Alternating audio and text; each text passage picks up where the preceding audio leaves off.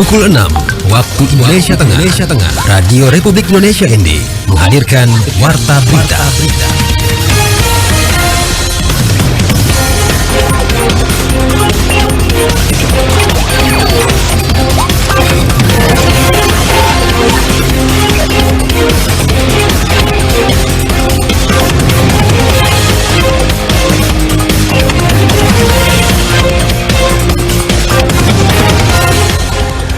Selamat pagi saudara, Anda mendengarkan Warta Berita Daerah RRI ND edisi Jumat 21 Maret 2025.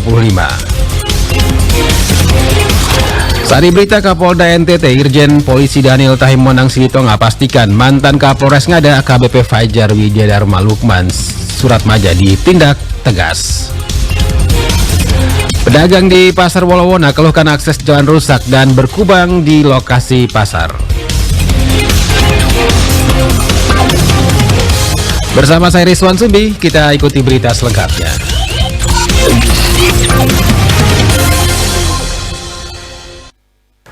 Kita awali berita pertama, Kapolda NTT Irjen Polisi Daniel Tahimonang Silitonga pastikan mantan Kapolres Ngada AKBP Fajar Widyadharma Lukman Suratmaja ditindak tegas.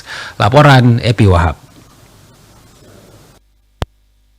Kapolda Nusa Tenggara Timur, Irjen Pol Daniel Tahimonang Silitonga memastikan bahwa mantan Kapolres Ngada AKBP Fajar Widyadharma Lukman Suratmaja akan mendapatkan tindakan tegas sesuai aturan hukum yang berlaku. Hal ini menyusul penetapan AKBP Fajar sebagai tersangka dalam kasus kekerasan seksual terhadap anak dan tindak pidana narkoba. Sebagaimana kebijakan Bapak Kapolri terhadap anggota polisi yang melakukan pelanggaran, Bapak Kapolri tidak pernah pandang bulu, mau itu apa jabatannya, mau apa, itu akan dilakukan penindakan sebagaimana aturan yang ada. Ya, Kapolres Ngada yang ex Kapolres Ngada sekarang sudah dilakukan penindakan, pemeriksaan dan penahanan di Mabes Polri, dan kami juga secara pidana umum sudah ditentukan, sudah dijadikan sebagai tersangka untuk tindak pidana perbuatan kekerasan seksual terhadap anak dan tindak pidana narkoba. Menanggapi banding yang diajukan oleh AKBP Fajar, Kapolda menegaskan bahwa upaya hukum tersebut merupakan hak setiap individu untuk membela diri sebagaimana diatur dalam sistem peradilan umum. Lebih lanjut, Kapolda NTT menyebutkan bahwa pihaknya masih mempertimbangkan apakah kasus ini akan tetap ditangani oleh Mabes Polri atau akan dialihkan ke Polda NTT. Kasusnya akan ditangani oleh Polda, tetapi saya lagi pertimbangkan apakah dia akan dibawa atau tetap akan dilakukan penahanan di Mabes Polri. Irjen Pol Daniel menegaskan bahwa institusi kepolisian berkomitmen untuk menindak tegas setiap anggota yang terbukti melanggar hukum sesuai dengan arahan Kapolri. Dari Labuan Bajo, Epi Wahab melaporkan. Polres Ngada gelar operasi ketupat untuk memastikan keamanan dan ketertiban masyarakat selama Idul Fitri. Laporan Oris Goti. Pengguna jalan tetap mematuhi peraturan yang ada. Operasi ini berlangsung selama 14 hari, mulai 26 Maret hingga 8 April 2025. Apel gelar pasukan telah dilaksanakan pada Kamis pagi di Mapolres Ngada. Wakapolres Ngada Kompol Osman Hendaru memimpin langsung apel tersebut dengan melibatkan Kodim 1625 Ngada, Dinas Perhubungan, dan Satpol PP Kabupaten Ngada. Kasih Humas Polres Ngada, AKP Sukandar, mengatakan operasi ini bertujuan memastikan perayaan Idul Fitri berlangsung aman dan kondusif. Sasaran operasinya Om Aris, jadi kita menjamin, ya toh, sasarannya itu bahwasanya selama perayaan Idul Fitri ini situasi itu terkendali. Jadi umat Muslim yang merayakan itu dalam keadaan aman, gitu, bisa menjalankan semua kegiatan dalam rangka Ramadan 2025 itu bisa menjalankan ibadahnya dengan aman dan tertib, gitu. AKP Sukandar juga mengingatkan masyarakat agar lebih berhati-hati dalam berkendara mengingat arus lalu lintas diprediksi meningkat selama perayaan Idul Fitri. Himbauan dari Polres Ngada tentunya diharapkan kepada seluruh pengguna jalan tetap mematuhi peraturan yang ada, dan kalau dalam perjalanan mengalami kelelahan silakan digunakan atau mampir di pos pelayanan kami yang tentunya dari Polres Ngada akan membuka pos pelayanan. Untuk memberikan pelayanan maksimal kepada masyarakat, Polres Ngada menyiapkan 2 pos pelayanan, yakni di Batu Jaji dan di Kota Bajawa. Selain itu, patroli rutin tetap dilakukan guna menjaga keamanan di wilayah hukum Polres Ngada. Dari Ngada, RRI ND, Oris Goti melaporkan. Pedagang di Pasar Wolowona keluhkan akses jalan rusak dan berkubang di lokasi pasar. Laporan Nikolaus Makumeli. Untuk pemerintah supaya bisa melihat dan memperhatikan kami di pasar ini karena lumpur setiap hari. Keluhan terkait jalan yang rusak dan berkubang tersebut disampaikan beberapa pedagang yang berjualan di lokasi Pasar Wolowona, Kecamatan Ende Timur, Kabupaten Ende. Kepada RRI Kamis 20 Maret 2025, Ibu Paulina, salah satu pedagang di Pasar Wolowona, menyampaikan harapannya kepada pemerintah, dalam hal ini dinas terkait, untuk memperhatikan kondisi jalan yang rusak dan berkubang di areal Pasar Wolowona karena sangat mengganggu aktivitas para pedagang maupun para pengunjung pasar, terutama kendaraan yang masuk keluar lokasi pasar. Badan jalan yang rusak dan berkubang tersebut sangat memprihatinkan. Menurut pengakuan Ibu Paulina, kondisi jalan yang rusak dan berkubang telah berlangsung lama, sehingga dirinya sangat mengharapkan adanya tindakan konkret dari pemerintah untuk mengatasi persoalan tersebut. Harapan kami yang jual di pasar ini untuk pemerintah supaya bisa melihat dan memperhatikan kami di pasar ini karena lumpur setiap hari. Kami mohon kasih kasih kasar sedikit dengan semen, juga dengan perubahan pasar sedikit, dan itu usahakan jalan ini lebih bagus sedikit, bila perlu kasih kasar dengan semen supaya motor lewat itu jangan terlalu lumpur, karena kami rasa kecewa sekali selama ini pemerintah hanya datang itu melihat data periksa, tapi pelaksanaan tidak ada. Dulu yang Bupati Merseda Java itu dengan Java itu sudah tuang tanah-tanah di sini, tapi karena hujan selama ini terus, jadi jalan ini seperti inilah kondisinya. Berdasarkan pantauan RRI, badan jalan nampak rusak dan berkubang sehingga sangat tidak nyaman bagi para pengunjung pasar maupun bagi para pedagang yang berjualan di sekitar lokasi tersebut. RRI ND, Nikolaus Makumeli melaporkan.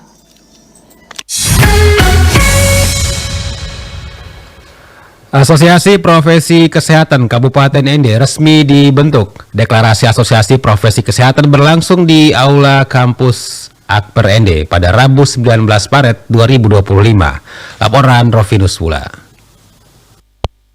Deklarasi Asosiasi Profesi Kesehatan dalam rangka mendukung 100 hari kerja Bupati dan Wakil Bupati Ende dan pembangunan kesehatan secara utuh di Kabupaten Ende. Ketua Asosiasi Profesi Kesehatan Kabupaten Ende Pius Kopong Tukan mengatakan kegiatan ini menjadi momen bersejarah karena kita tidak hanya mendeklarasikan sebuah asosiasi tetapi juga menyatakan komitmen penuh untuk berkontribusi dalam pembangunan di sektor kesehatan, khususnya dalam mendukung program 100 hari kerja baru dan pembangunan kesehatan secara utuh berkelanjutan di Kabupaten Ende. Ia menjelaskan bahwa saat ini insan kesehatan di Kabupaten Ende sedang diperhadapkan dengan tantangan yang berat, penilaian publik akan buruknya kualitas pelayanan kesehatan di RSUD Ende, RS Pratama Tanali, dan di Puskesmas, serta berbagai persoalan yang melilit yang dirasakan oleh tenaga kesehatan di berbagai unit pelayanan kesehatan. Pius mengatakan hal mendasar yang menjadi inspirasi dibentuknya asosiasi berawal dari kebutuhan akan koordinasi dan sinergi yang lebih baik antara profesi kesehatan, karena sebelumnya berbagai profesi kesehatan seperti dokter, perawat, bidan, apoteker, tenaga laboratorium,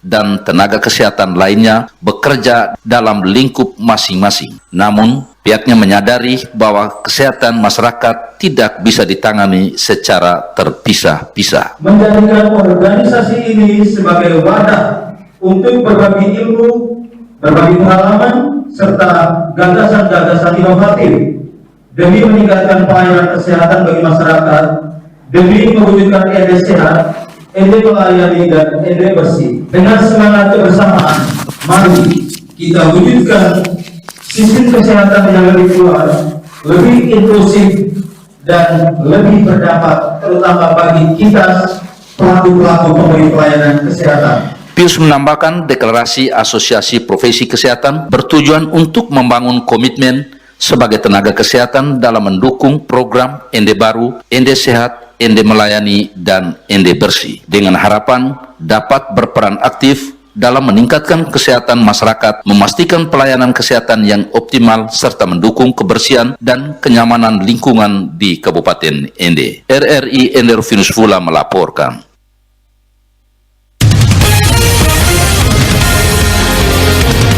Anda sedang mendengarkan Warta Berita RRI ND. Siaran ini bisa Anda ikuti melalui streaming di rri.co.id dan juga melalui aplikasi RRI Digital. Kita ke informasi selanjutnya. RA Al-Fatih ND menyalurkan zakat fitrah dan bingkisan lebaran dalam program berbagi berkah Ramadan. Laporan Lady Badin. RA Al-Fatih ND menyalurkan zakat fitrah dan bingkisan lebaran dalam program berbagi berkah Ramadan yang dilaksanakan pada hari Kamis 20 Maret 2025. Program ini merupakan bagian dari upaya untuk memperkuat nilai-nilai Pancasila melalui pelajaran berbagi dan empati terhadap sesama. Kepala RA Al-Fatih ND, Siti Salma SPD menjelaskan bahwa program ini merupakan implementasi dari profil pelajar Pancasila Rahmatan lil Alamin yang juga bertujuan untuk mengajarkan pelajar pentingnya berzakat, berinfak, dan bersedekah, dan juga merupakan bagian dari pembelajaran dalam program selama Ramadan One Day 1000. Kami melakukan penyaluran zakat, infak, sedekah.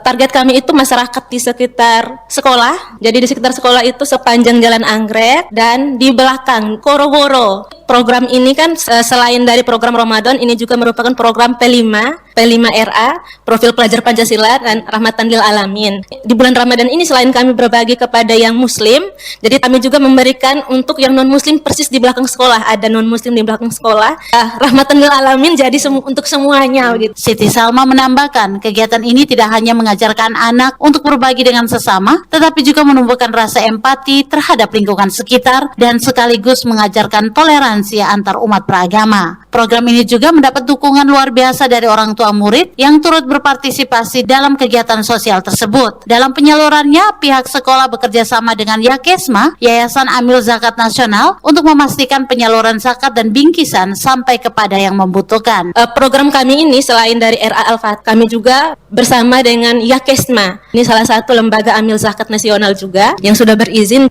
Ini adalah upaya untuk anak-anak belajar zakat, belajar infak, dan sedekah sejak dini. Ini dari sejak dini kami membuat celengan odot One Day 1000. Program ini kerjasama dengan orang tua di rumah. Jadi orang tua yang mengawasi anak-anak di rumah. Jadi setiap hari minimal 1000 anak-anak memasukkan selama bulan Ramadan ke dalam celengan odot. Dan hasil celengan odot ini juga ikut masuk ke dalam infak sekolah ini. Jadi alhamdulillah orang tua sangat mendukung. Melalui program ini, Siti Salma berharap siswa-siswi RA Al-Fatih ND tidak hanya unggul dalam pendidikan akademik, tetapi juga unggul dalam pembentukan karakter anak-anak untuk peduli dan toleran. RRI ND, Lady Badin melaporkan. Menjelang Hari Raya Idul Fitri 1446 Hijriah, Dinas Perhubungan Kabupaten Ende mengimbau masyarakat untuk meningkatkan kewaspadaan saat menggunakan angkutan umum maupun kendaraan pribadi. Imbauan ini disampaikan guna menghindari resiko kecelakaan serta mengantisipasi kemacetan lalu lintas, baik di dalam kota maupun jalur ke luar kota. Laporan Suimam. Sekretaris Dinas Perhubungan Kabupaten Ende, Ibrahim, Kamis 20 Maret 2025 mengatakan pentingnya menjaga keselamatan selama perjalanan mudik. Pihaknya menghimbau kepada seluruh masyarakat agar selalu berhati-hati saat berkendara dan menaati aturan lalu lintas demi keamanan bersama. Dijelaskan, bagi masyarakat yang menggunakan transportasi umum, baik jalur darat, laut maupun udara, Dishub Ende menyarankan untuk selalu mengecek jadwal keberangkatan. Jika terdapat kebingungan mengenai informasi jadwal keberangkatan, masyarakat diminta untuk segera berkoordinasi dengan petugas perhubungan. Kita sama-sama menjaga dalam hal ini keberangkatan dimanapun tetap juga disampaikan kepada petugas yang ada di perhubungan bila mana terjadi hal-hal yang kurang mengetahui jadwal-jadwal keberangkatan baik laut, darat maupun udara. Lanjut Ibrahim menuturkan dalam rangka memastikan kelancaran arus mudik, Dishub ND juga akan meningkatkan pengawasan terhadap operasional angkutan umum dan menyiagakan petugas di beberapa titik rawan kemacetan. Langkah ini diambil guna memberikan kenyamanan dan keselamatan bagi para pemudik. Ditambahkan, dengan meningkatnya mobilitas masyarakat menjelang Lebaran, Dishub ND berharap kerjasama dari seluruh pihak untuk menjaga ketertiban dan keselamatan di jalan. Sekretaris Daerah Kabupaten Sika, Adrianus Firminus Parera, secara resmi mengukuhkan kepengurusan Aliansi Wartawan Sika atau AWAS periode 2025-2027. Selengkapnya Ferry Soo melaporkan. Sekretaris Daerah Kabupaten Sika Adrianus Firminus Parera secara resmi mengukuhkan kepengurusan Aliansi Wartawan Sika atau AWAS periode 2025-2027. Acara pengukuhan berlangsung di Aula Gedung SCC Selasa lalu. Dalam sambutannya, Sekda Sika Adrianus Firminus Parera menegaskan pentingnya peran media dalam mendukung pembangunan daerah. Ia menyampaikan apresiasi kepada AWAS yang selama ini telah menjalankan fungsi pers dengan baik. Ia juga mengajak AWAS untuk terus bersinergi dengan pemerintah dalam membangun daerah. Sebagai bentuk dukungan, pemerintah Kabupaten Sika memberikan satu ruangan khusus sebagai sekretariat AWAS untuk dimanfaatkan dalam menjalankan aktivitas jurnalistik.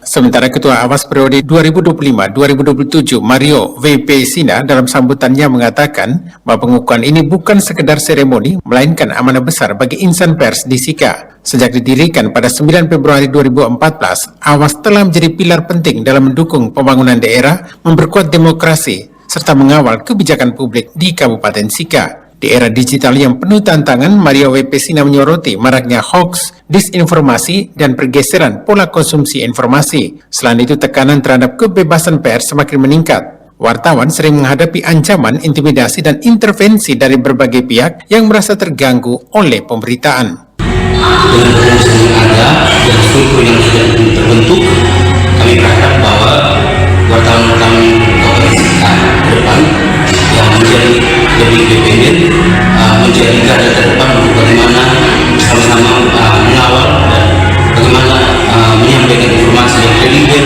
akuntabel dan yang terverifikasi kepada masyarakat yang sipil.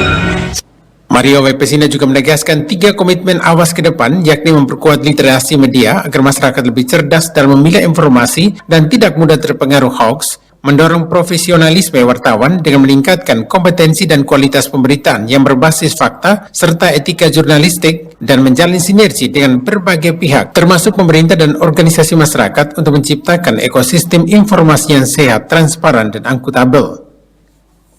RRI ND Ferry Soo melaporkan. Lapangan Motang Ruah atau Natas Labar kini menjadi wahana rekreasi, olahraga, dan pengembangan UMKM lokal. Laporan Mario Alberto.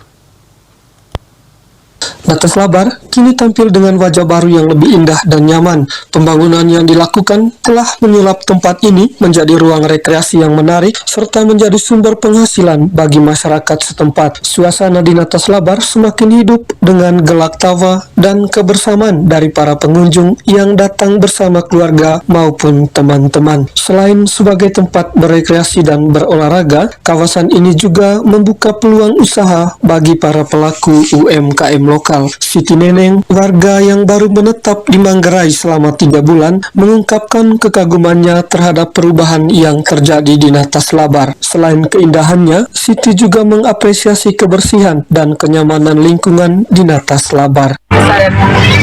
Saya mengenai lapangan Motang Ruah, kebetulan juga saya baru 3 bulan di sini. Selama 3 bulan, lapangan Motang Ruah ini merupakan tempat kami untuk bersama keluarga datang berkumpul, karena saya melihat di Ruteng ini tempat berkumpulnya yang lebih ramai itu di lapangan Motang Ruah. Jadi kesan saya selama saya berada di Ruteng tentang lapangan Motang Ruah ini itu cukup baik, apalagi lapangannya ini sangat bagus ya, karena menarik orang orang-orang, apalagi saya yang pendatang, sangat bagus karena bisa bawa anak-anak untuk main ke sini. Kalau menurut saya tidak ada tempat yang lain yang lebih bagus ya selain di Rutan ini, selain lapangan Motong 2. Selain tempatnya bagus, juga nyaman buat anak-anak juga. Tempatnya juga cukup bersih. Pendapat serupa disampaikan oleh Karol Jobaru, seorang pengunjung lainnya. Ia menilai Natas Labar sangat cocok untuk acara keluarga dan aktivitas olahraga. Untuk acara kumpul keluarga juga bagus. Ya, harapannya pemeliharaannya supaya terus dijagalah pemeliharaan. Sementara itu, Dwi Atiningsih, seorang pedagang di sekitar area tersebut, merasa bersyukur dengan semakin ramainya pengunjung. Ini sangat membantu, soalnya buat takjil selalu habis dan pembelinya selalu ramai. Pembangunan Natas Labar membuktikan bahwa infrastruktur berbasis kebutuhan masyarakat dapat memberikan dampak positif di berbagai sektor, baik dalam aspek rekreasi, ekonomi, maupun kebersamaan sosial. Dari Manggarai, Mario melaporkan. Informasi ini mengakhiri Warta Berita Produksi RRI ND pagi ini. Ikuti beragam informasi melalui laman resmi kami di rri.co.id, dan setelah ini Anda dapat mengikuti Florata pagi ini. Saya Rizwan Sumbi, selamat pagi.